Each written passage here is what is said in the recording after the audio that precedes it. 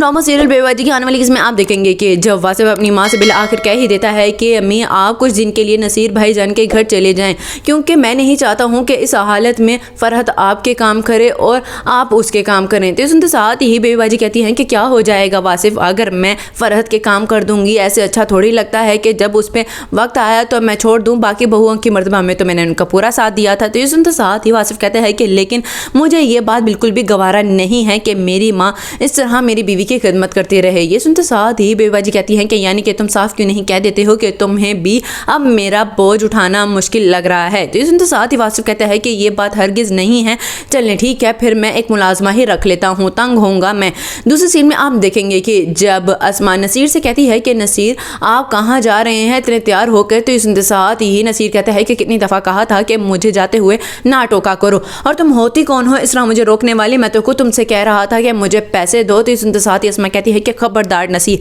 अगर आपने मेरे सिलाई के पैसों पे एक नज़र भी रखी, मैं जब तक चुप थी तो चुप थी, लेकिन अब मैं बिल्कुल भी कुछ नहीं आपको दूंगी और ना ही बर्दाश्त करूंगी। सुनते साथ ही नसीर कहता है वाह भाई वाह, तुम्हें भी पैसे की ताकत आ गई है। तो ये सुनते साथ ही अस्मा कहती है कि क्यों ना, ये जो मैं कर रही हूँ ना, मैं सिर्फ और सिर्फ शाहजेब के लिए कर रही हूँ और आप हमें 1 रुपया नहीं देते हैं। ये सुनते साथ ही नसीर कहता है कि ठीक है फिर सोच लो, अगर मैं ही इस घर से चला जाऊंगा तो फिर तुम क्या करोगी। ये सुनते साथ ही अस्मा कहती है कि देख लूंगी जब आप इस घर से जाएंगे। लासिन में आप देखेंगे कि जब गुलशन आकर अजरा से कहती है कि अजरा ये मैं क्या सुन रही हूँ कि समन के साथ शादी हो रही है वलीद की और तुम अपनी देवरानियों के घर आ जा रही हो, यानी कि थूक कर चाटने वाला हिसाब किया है तुमने। तो सुनते साथ ही